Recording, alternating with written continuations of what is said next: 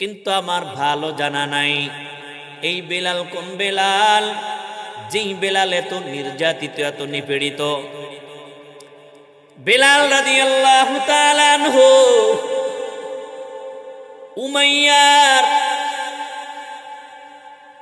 খাদেম ছিলেন, গোলাম ছিলেন। উমাইয়া এমন একজন খারাপ, এমন একজন বেঈমান। বেলাল রাদিয়াল্লাহু তাআলা আনহু আল্লাহর নাম জপলেন, দেখতেছিলেন উমাইয়া বেলাল রাদিয়াল্লাহু তাআলা আনহু জিকির করতেছে। কির জিকির? এ বেলাল, তোমার মুখের মধ্যে কিসের আওয়াজ? বলে আমার মালিকের আওয়াজ। বলে তোমার কোন মালিক? আমি তো তোমার মালিক।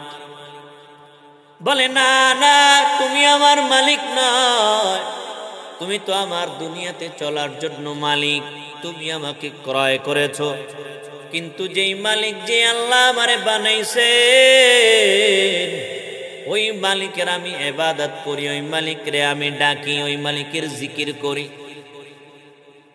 আমি ওই মালিকের ইবাদত ছাড়া দুনিয়ার কোনো মানুষের ইবাদত করতে রাজি না। বলে বন্ধ কর তোর বক্তব্য, কোন মালিক টালিক চলবে না, আমি তোর মালিক, আমার গোলামি করবি, দুনিয়াতে কারো গোলামি করতে পারবি না।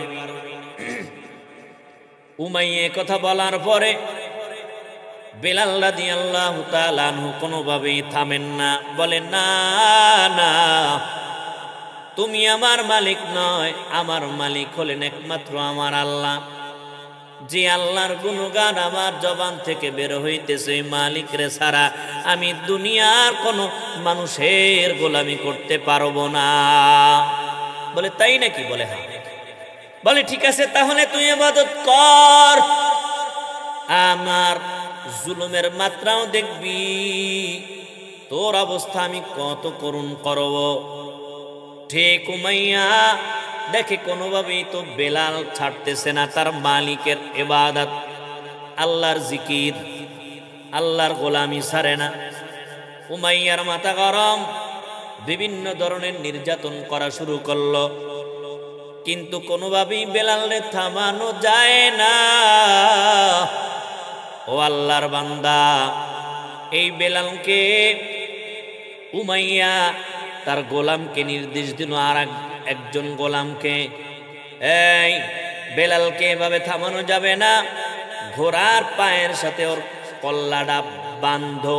রশি দিয়া বাঁধার পরে, রশি দিয়া বেলালকে বাঁধছে, বাঁধার পরে এখন আর একজন গোলাম ওই রশিটা ঘোড়ার পায়ের সাথে বাঁধিয়া, এখন ঘোড়া তো দৌড়ায়, ঘোড়া দৌড়াইতেছে, ঘোড়া দৌড়ায়, আর বেলালের পিঠের চামড়াগুলো ওই বালুকাময় পথের মধ্যে পড়তেছে, আর বেলাল নিজের কানের মধ্যে আওয়াজ পায়, আর আল্লাহকে ডাক দিয়া বলে, ও আল্লাহ, আমি আমাকে তোমার জন্য সুসজ্জিত করেছি ইসলামের পথে, আল্লাহ তুমি আমাকে সম্মান দান করেছো রে মালিক, আমি এখন নির্যাতিত, আল্লাহ তুমি আমারে দয়া করে মাফ করে দিও মালিক, আর তুমি আমারে ইমানের উপরে অটল অবিচল রাখিও গো আল্লাহ। তুমি যদি আমার ইমানের দৌলত থেকে বঞ্চিত করো, আমার কোনো উপায় হবে না। ও দয়ার মালিক,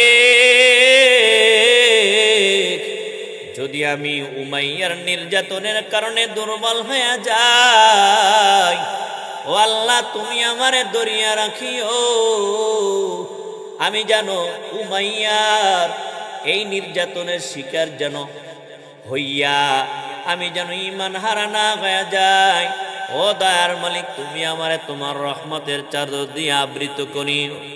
বেলাল রাদিয়াল্লাহু তাআলা আনহু ইতিমধ্যে ওই রাস্তা দিয়ে গমন করতেছেন। উমাইয়ার নির্যাতন তাকাইয়া তাকাইয়া আবু বকর দেখতেছে।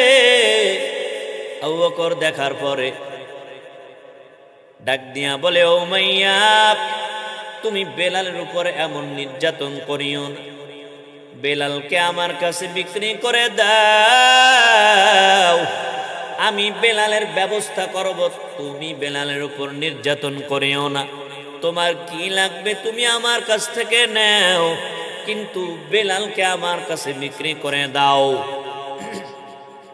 আমার নবী সংবাদটা শোনার পরে আবু বকরকে বললেন, আবু বকর, তুমি যে বেলালকে ক্রয় করবা, আমার কাছ থেকেও কিছু ক্রয় করার জন্য টাকা নিও। আল্লাহ পাক রব্বুল আলামিন যদি কিয়ামতের ময়দানে ডাক দেয়, ও দুনিয়ার মানুষ, আমার বেলাল এই দুনিয়ার মধ্যে এত বড় দামি একজন আমার বান্দা, এই বান্দাকে উমাইয়া নামক একজন বেঈমান আমার বান্দা ও নির্যাতন করেছে, বেলালকে ক্রয় করে মুক্তি দান করেছে, কে কে আমার কাছে একটু হাজিরা দাও। আমি নবী জানো আমার মালিকের কাছে বেলালের ক্রয় যে করেছি, আমি বেলালের ক্রয় করার অংশীদার হিসাবে আমি একটু আমার মালিকের কাছে হাজিরা দিতে চাই। ও আল্লাহর বান্দা নবীর উম্মত, বেলালের চেহারাও তো ভালো না। বেলাল আল্লাহ পাকের দরবারে এত বড় দামি হইছেন, আল্লাহ পাক রব্বুল আলামিন এই বেলালকে আবার কত মর্যাদা দিয়েছে। এই বেলাল মসজিদে নববীর মুয়াজ্জিন হইছে। বেলালের আমল এবং ঈমান কত মজবুত, আর আমলে এত ইখলাসের সাথে আল্লাহ পাকের ইবাদত করে, যার মধ্যে কোনো সন্দেহ নাই। এ আল্লাহর বান্দা নবীর উম্মত, এই বেলাল আল্লাহ পাকের হুকুমে মসজিদে নববীর মুয়াজ্জিন হইছেন। দীর্ঘদিন ধরে আজান দিতেছে। সাহাবায়ে কেরাম কয়েকজন নবীর দরবারে যাইয়া নবীর কাছে প্রস্তাব জানাইতেছে, ও নবী, বেলালের আজান তো আমরা অনেক দিন ধরে শুনি, এই আওয়াজটা আমাদের কাছে পুরনো, এখন আমরা নতুন মুয়াজ্জিনের আজান শুনতে চাই। আবার বেলালের কণ্ঠ তো একটু নরমাল, আজান দিতে গেলেও তো তার বাধা বাধা অবস্থা তৈরি হয়। আপনি অনুমতি দিলে আমরা আপনার কাছে পরামর্শ দিতেছি, যদি আপনি একজন নতুন মুয়াজ্জিন নিয়োগ দিতেন তাহলে আমাদের জন্য একটু ভালো হইত। নবী আমার তাদেরকে বোঝানোর চেষ্টা করলেন, তারপরও তাদের দাবি, রাসূল তো সবার জন্য রহমত, সবার দাবি দাবাও তো মানতে হবে। আমার নবী বললেন, ঠিক আছে, তোমরা যেটা বলবা ওখানেই আমি হস্তক্ষেপ করব, তোমাদের কথাকে আমি গ্রহণ করব। এ আল্লাহর বান্দা নবীর উম্মত, নবী আমার চুপে চাপে বেলালকে ডাকলেন, ও বেলাল, তোমাকে আমি কিছু কথা বলবো, যদি তুমি কিছু মনে না করো। বেলাল বলে, না হুজুর বলেন, আমি কিছু মনে করব না। বেলাল এখন যেই কথা শুনবে সেই কথা শোনার জন্য বেলাল কোনোদিন প্রস্তুতি ছিল না। নবী আমার বললেন, রে বেলাল, তুমি কিছুদিনের জন্য একটু মুয়াজ্জিনের পদ থেকে অবসর নাও। সাহাবায়ে কেরামের দাবি, আমার কাছে তারা কয়েকজন এসেছিল, তারা চায় একটু নতুন মুয়াজ্জিনের আজান শুনুন। বেলাল রাদিয়াল্লাহু তাআলা আনহুর মনটা বড় খারাপ। নবী বলছেন কোনো কথা বাড়ানো যাবে না। বেলালের মনটা খারাপ আমার নবী বুঝতে পারছে। আমার নবীও তো বুঝতে পারলেন যে কাজটা হয়েছে, কাজটা অনেক ভালো হয়েছে তেমনও নয়, তারপর আবার সাহাবায়ে কেরামদের দাবি, এটা আমাকে পূরণ করতেই হবে। বেলালের জায়গায় চলিয়া গেল। রাত্রবেলা এসার পরে তাকে বলে দিলেন, সারা রাত্র বেলাল যা করেছে আল্লাহ তাআলার দরবারে, এ আল্লাহর বান্দা বেলাল রাদিয়াল্লাহু তাআলা সারা রাত ঘুমায় নাই, না ঘুমাইয়া মালিকরা ডাক দিয়া বলে, রে মালিক তুমি আমারে মাফ করে দাও আল্লাহ, তুমি আমারে সম্মানের চেয়ারে বসাইছো রে মালিক, তুমি আমারে সম্মানের স্থানে বসাইছো ও আল্লাহ, আমি তো মসজিদে নববীর মুয়াজ্জিন হতে চাই নাই, তুমি আমারে বানাইছো, এখন তুমি আমারে তাড়াইয়া দিলা রে আল্লাহ। আয় আল্লাহ আমি জানি না তুমি আমার কোন আমলটা অপছন্দ করেছো রে মালিক, আমি জানি না, তুমি আমারে দয়া করে মাফ করে দাও রে মালিক। আয় আল্লাহ তুমি আমার অন্যায়গুলো ক্ষমা করে দাও, আয় আল্লাহ তুমি আমার উপরে বেজার করে থাকিও না। এ আল্লাহর বান্দা নবীর উম্মত এভাবে করতে করতে রাতটা শেষ হয়ে গেল। রাত শেষ হয়ে যাওয়ার পরে ফজরের আজান দিবে মুয়াজ্জিন। ফজরের আজান নতুন মুয়াজ্জিনের কণ্ঠ থেকে হলো, কিন্তু আমার রাসূলের আদত সুন্নাত হলো একটু যখন ফর্সা ফর্সা হবে, একটু সলক সলক হবে, তখনই তিনি নামাজে দাঁড়াইবেন। কিন্তু সময় যত যায় তখন রাত্র কেমন যেন গভীর হয়, ভোর হবে তো দূরের কথা। আমার নবীর পেরেশানি শুরু হয়ে গেল। আমার নবী যখন রাগ করতেন এবং পেরেশানি করতেন বেশি পরিমাণে, আমার নবীর চেহারাটা লাল বর্ণ হয়ে যেত, আমার নবীর কান লাল হয়ে যেত পেরেশানির জন্য। আমার নবী পেরেশানি করে আর আমার আল্লাহর পছন্দ হয় না, আমার আল্লাহর তো ভালো লাগতেছে না। জিবরিল আমিন এসে হাজির, আসসালামু আলাইকুম ইয়া রাসূলুল্লাহ, ও নবী গো আপনি পেরেশানি? বলে হ্যাঁ। কিসের জন্য? বলে আমার এতটা পেরেশানি হচ্ছে, এতদিন পর্যন্ত আজান হয়েছে, আজানের পর একটু যখন সুবহে সাদিকের পরে ফর্সা হয় তখন কি আমি নামাজে দাঁড়াই, কিন্তু আজকের অবস্থা তো বড় কঠিন। আমার আল্লাহ পাক রব্বুল আলামিন আমাকে পাঠাইছেন ও নবী আপনার অবস্থা খোঁজ খবর নেওয়ার জন্য। আজকে কি মসজিদে আজান হয় নাই? বলে হ্যাঁ হয়েছে, আরো সুন্দর আজান হয়েছে, নতুন মুয়াজ্জিনের আজান হয়েছে, কিন্তু কেন এমন হচ্ছে আমি জানি না। জিবরিল আমিন আমার নবীকে ডাক দিয়া বলেন, ও নবী বেলালের কণ্ঠে যদি মসজিদে নববীতে আজান না হয় আপনার পেরেশানি আরো বাড়বে। আল্লাহ তাআলা সূর্যকে বলে দিয়েছেন, ও সূর্য যতক্ষণ পর্যন্ত বেলালের কণ্ঠে আওয়াজ না হবে, বেলালের কণ্ঠে মসজিদের নববীতে আজান না হবে, ততক্ষণ পর্যন্ত তুই উঠবি না। যদি আমার হুকুম লঙ্ঘন করো তোর অবস্থা কিন্তু টাইট।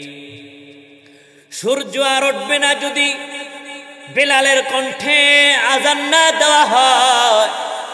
ও নবী গো বেলালের কণ্ঠে আজান আরশে আজিম পর্যন্ত পৌঁছাইয়া যায়, কিন্তু আজকে আপনার নতুন মুয়াজ্জিনের আজান আরশে আজিম পর্যন্ত পৌঁছায় নাই।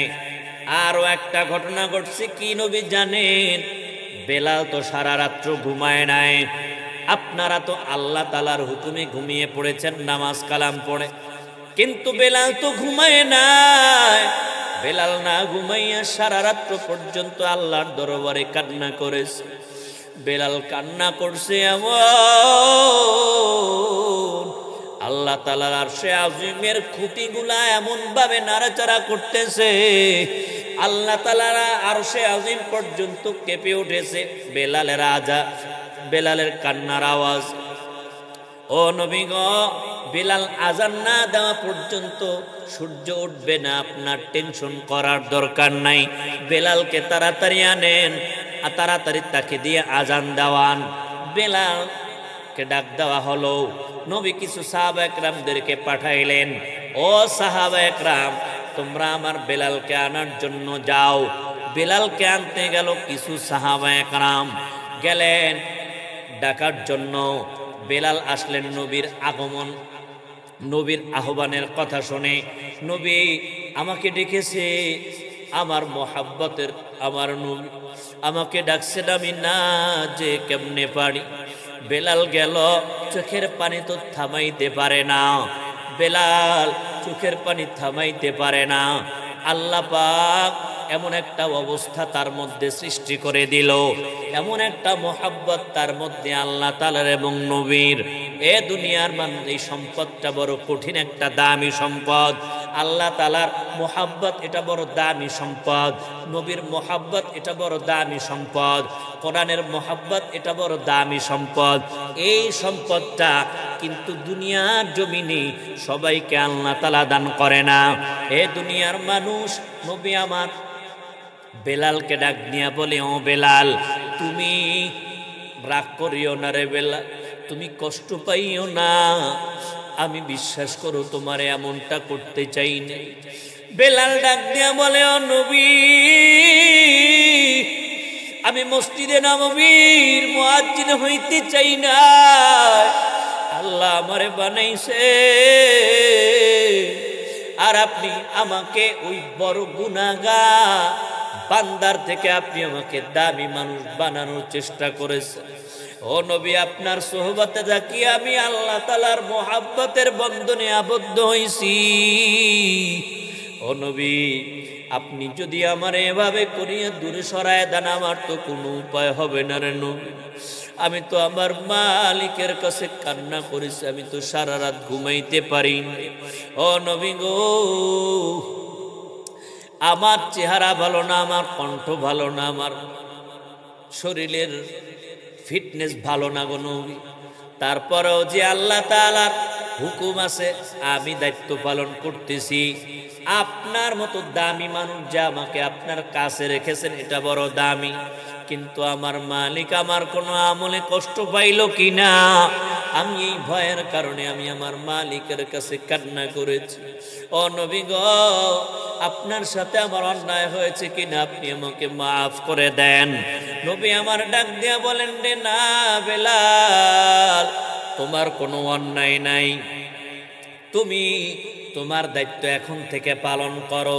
তোমার আজান হবে, এরপরে সূর্য উঠবে, আল্লাহ তাআলার হুকুম হয়েছে তোমার কণ্ঠের আওয়াজ যতক্ষণ পর্যন্ত আল্লাহ না শুনবেন ততক্ষণ পর্যন্ত আমার মালিক সূর্যকে ওঠার অনুমতি দিবে না। তাড়াতাড়ি যাইয়া তুমি আজান দাও। বেলাল রাদিয়াল্লাহু তাআলা আনহু আজান দিলেন। আজান দেওয়ার পরে আস্তে আস্তে করে সূর্য ওঠা শুরু করলো। সবে সাদিকের পরে সামান্যতম ফর্সা হলো। আমার নবী নামাজ শেষ করলেন। এ দুনিয়ার মানুষ, এজন্যই তো বলি চেহারা আমার মালিকের কাছে মূল মাকসাদ না, আমার মালিকের কাছে বডি ফিটনেস মাকসাদ না, আমার মালিকের কাছে তোমার ধন সম্পদের কোনো গুরুত্ব নাই। আমার মালিকের কাছে একমাত্র তোমার অন্তরের গুরুত্বপূর্ণ বড় বেশি। তোমার অন্তরের গুরুত্ব, তোমার অন্তরের আবেগ, তোমার